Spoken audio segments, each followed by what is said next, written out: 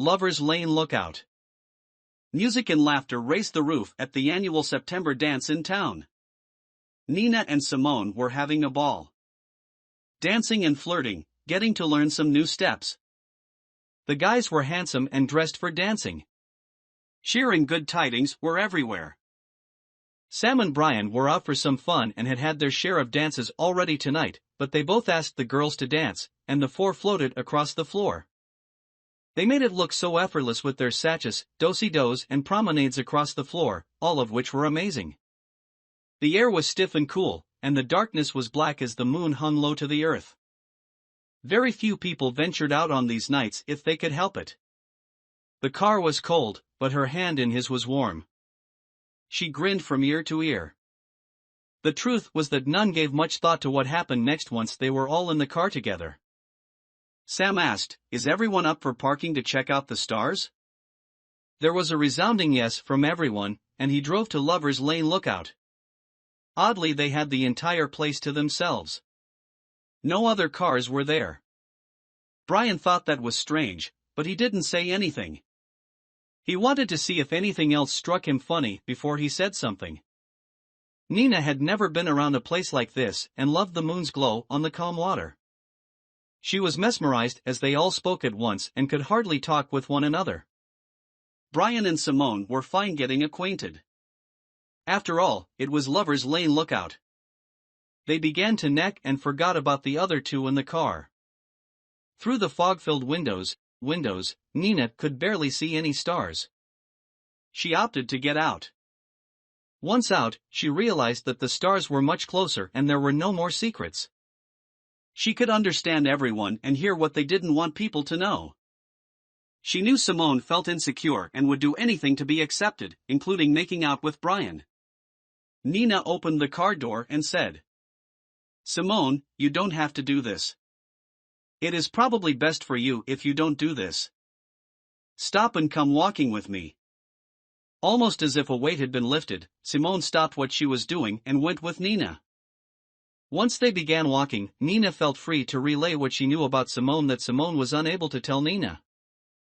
Nina allowed all to be forgiven, and the girls talked about self-esteem and self-respect as they relate to Simone. It was a great bonding session. The guys were waiting on the car hood, checking out the stars. They, too, were being read by Nina. First, she took Brian on a walk with her. He was the son of a strict set of parents. His dad liked to use a whip and liked his bottle. Brian was afraid of him and hated that he had to leave his mother there when he went out at night.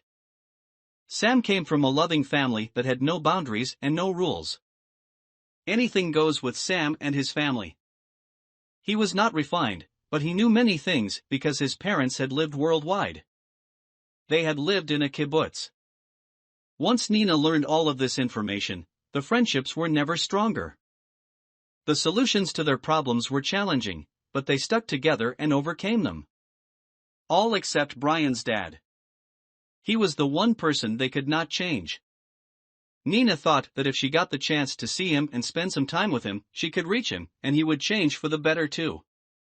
Brian was skeptical but invited Nina and the other two for dinner. Of course, Brian's dad was on his best behavior. Nina asked him, after dinner, if he would like to give her a tour of the farm. He lit up, and he said he would love to. Nina winked at Brian, and out they went like a shot. She discovered that his childhood was not the greatest and that Floyd was the victim of a shitty dad.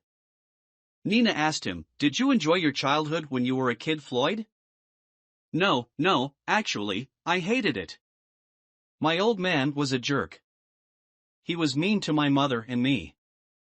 I lived in fear of him and was always living on the edge of my house the entire time I was growing up. It was terrible. Maybe you and Brian have a lot more in common than you know, she said. He froze. Then he turned to her, buried his head into her chest, and bawled like a baby. When they returned to the house, Nina could feel his tension dissipating. Next, she took Elise and asked her to go for a walk. She learned that Elise was one of 6 sisters. Elise was told to take the first offer she got for marriage because her parents weren't sure if she would get another one because of her disformity. She had scoliosis in her back and was deformed. She was embarrassed by her physical appearance and figured that how her husband treated her was how someone like her deserved to be treated. She never realized that her life could be way better. Nina asked Elise what she wanted the most in her life to change. Elise said she wanted to feel loved by her husband and son. This was the biggest obstacle to her happiness. When she and Nina returned to the house, Brian, his dad, and the other kids played a game. Brian was very excited and said, "Hi, Mom, we've been waiting for you." "Right, Dad?" "Huh, oh yeah, honey. Right here next to me. Come on. I even dealt you a hand. Nina, you too." "Sounds great. I'll be right there. I just have to use the restroom." "You go ahead, Elise." Nina made her way to the restroom, staggering to get there. She had used up too much of her energy and herself to make this emotion and flow of this family work. No longer could she be their lucky charm. It was taking its toll on her. She was feeling lightheaded and almost sick to her stomach. All of a sudden, the room got dizzy, and she was spinning. She saw the toilet bowl, and then she filled it. The vomit ran through her nose, and she found breathing difficult. She was dry heaving and needed water. It was too high to reach from her position over the toilet. Being weak now from heaving, she was not able to stand freely. She took a minute to gain her composure. She shivered now with coolness as the sweat was short and quick.